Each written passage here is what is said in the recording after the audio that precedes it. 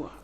हम परमात्मा को ना पहचान कर भटक रहे हैं। नहीं तो इतना आसान है मोक्ष, इससे आसान वस्तु है कोनी, और इससे आसान कोई काम नहीं। जैसे रोटी खाना बनाती है बहनें, बेटियां, माताएं, और कितना जुगाड़ जोड़ती हैं। अब गिनती भी ना हो, इतने आइटम इकट्ठे करने पड़ते हैं। परात कितना, फिर तवा, चूल्हा, लकड़ी, तेल है, और फिर कटोरा, फिर चम्मच, फिर नमक, मिर्च, नरी आइटम इकट्ठी करके, और फिर आटा बनाना, फिर सब्जी काटना, छोंक लाना है। और इसी गर्मी हो चाहे सर्दी, उसमें वो चाहे वर्षा हो। अब तक कुछ एक गैस के चूल्हे चाले हो गए, नहीं पहले तो लकड़ियां जलाया करते थे। अब भी जलाते हैं, 90% लोग लकड़ियों से ही अब खाना बनाते। तो गिल्ली हो जाए वर्षा के दिनों में, वो जल के देना, फू फू आँख लाल हो जाए, और फिर भी बना के छोड़े हम। और परमात्मा के भजन में कुछ भी तो ना, जीव भी ना लानी, अरियो ना होता हमारे थे, देखे खोटे लाग रहे।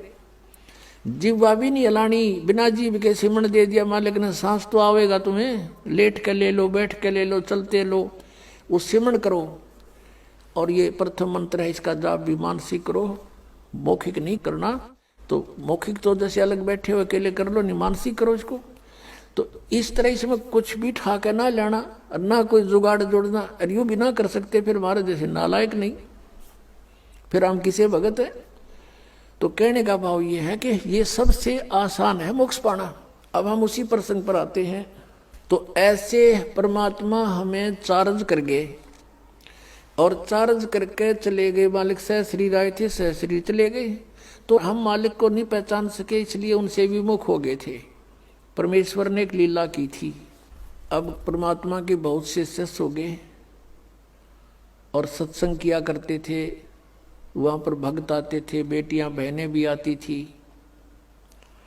तो जब हमें सुख हो जाता है तो हम अपने परमात्मा में भी दोष निकालना शुरू कर देते। ये मन की आदत है, मन चाहता है इसे दूर करूं किसी प्रकार परमात्मा से।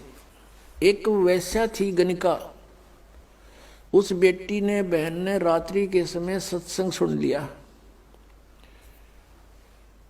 कोई दया हुई परमात्मा की, वह झांकी में बैठ गई अपने मकान में। रात का समय था, कहीं दूरी पर सत्संग हो रहा था। और रात्रि का जो साइलेंट पीरियड होता है, बिल्कुल शांत मौसम होता है, वातावरण, दूर तो का आवाज जाती है, और परमात्मा तो चाहे उसको सुना दे घर दूर बैठे। तो उस बेटी ने सारी रात सत्संग सुना कि मनुष्य जन्म परमात्मा पाने के लिए प्राप्त हुआ है, और इसकी भक्ति ना करके असंग जन्म कुत्ते बने, असंग गधे बने। वो सारी डिटेल मालिक ने सत्संग में सुनाई। तो उस बेटी का एकदम प्रेरणा होगी। पुण्यात्मा, सत्संग एक ऐसी वस्तु है, ये ऐसा तत्व है कि आत्मा को जोड़ कर धर देता है, चाहे कसाई भी क्यों ना हो। तो उस बहन की नींद हराम होगी कि तेने तो जुल्म कर दिया, तेरे तो कोड लगेगा, बुरा हाल होगा, और शुभ काम कोई बना नहीं है भगवान, अब क्या बने। सारी रात बेचैनी में इधर उधर घूमती रही। जब सत्संग के बोलिया तो अगले दिन वो फिर मालिक ने दया करी, वहीं आसपास किसी दिन, 1-2 दिन के बाद वहीं सत्संग उसके हो गया आसपास। अब वो लड़की वहां पहुंची, परमात्मा से कहा कि हे गुरुवर, क्या मेरे जैसी पापन का भी उद्धार हो सकता है। परमात्मा ने कहा बेटा, उसने कहा, परमेश्वर ने पूछा कि आप क्या बात बेटी, या तो कोई भी मुझे निरपराध व्यक्ति नजर नहीं आता, सभी कोई ना कोई अवगुण करते ही रहते हैं, और सत्संग में उसी का समाधान होता है। उस लड़के ने कहा, परमात्मा मैं तो बहुत निकम्मी औरत हूँ, ऐसे ऐसे मैं गणिका हूँ, वैसा हूँ, क्या मेरे जैसी दुष्टा का भी उद्धार हो सकता है। परमात्मा ने कहा बेटा, अब कितना ही मैला कपड़ा है, उसका साफ करने का तरीका साबुन और जल है। सत्संग यही काम करता है। लेकिन बेटी, पीछे बनी सो बनी, आगे मत करना। कान पकड़ दिया उस बेटी ने कि आज के बाद परमात्मा कुछ भी नहीं करूंगी मैं, अपना मांग का भोजन खा लूंगी। फिर परमात्मा ने कहा बेटा जो भी तेरा ठीक है संस्कार था, लेकिन इस संस्कार को चेंज कर देंगे हम, भक्ति करना। अब उस लड़की ने उपदेश ले लिया। अपन आत्मा जिसका लागा सोतन जाना, उसने तेन सोचा तू मरगी कति बिरान माटी होगी तेरी, और उम्र भी 40-45 के आसपास हो चुकी है। और पुण्य आत्माओं को ये काल जगह जगह अच्छी बुरी तरह फंसाता है। तो उसके लगन लगी, पिछला संस्कार प्रबल था बेटी का, जहाँ भी सत्संग हो लड़की वहीं पहुँच जा और निकट जा बैठे मालिक के मुंह की तरफ देखे और सत्संग सुने, गहराई से विचार करे। अब क्या होता है कि वहाँ संगत में जैसे कोई और बाहर के व्यक्ति कहने लगे रहे तुम्हारे गुरुजी के पास तो वैश्या भी जान लगी, सुप्रसिद्ध वैश्या थी वहाँ उसकी काशी शहर की। तो कुछ एक ने तो अपनी बहन बेटियों को, अपने जैसे पुत्रों को जाना बंद करवा दिया, और कुछ एक जो वहाँ जाते थे वो उस लड़की को धमकाने लग गए, तो मत आया कर यहाँ पर, तूने गुरुजी की बेइज्जती करा दी है, सारे शहर में चर्चा हो रही है। अब वो रुके क्योंकि उसको तो मुश्किल तरह पाया बेचारी ने, और वहाँ से दूर होगी तो उसने हिसाब ला लिया कि तेरा तो नाश हो गया, नरक में भी ठिकाना नहीं है। तो अगले दिन परमात्मा के सामने रोने लगी, प्रभु आपकी बेटी है तो पापन, प्रदाता अपना आश्वासन दिया है कि पापी भी पार हो जाते हैं, इस आस में मैं आपके चरणों में लग रही हूँ और मुझे यहाँ आने के लिए मना किया जा रहा है।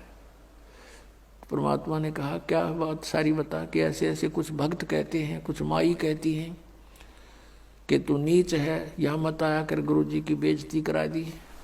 तब परमात्मा ने कहा बेटा तू खूब आया करे, और तुझे मना करे उसको मुझे बताना है।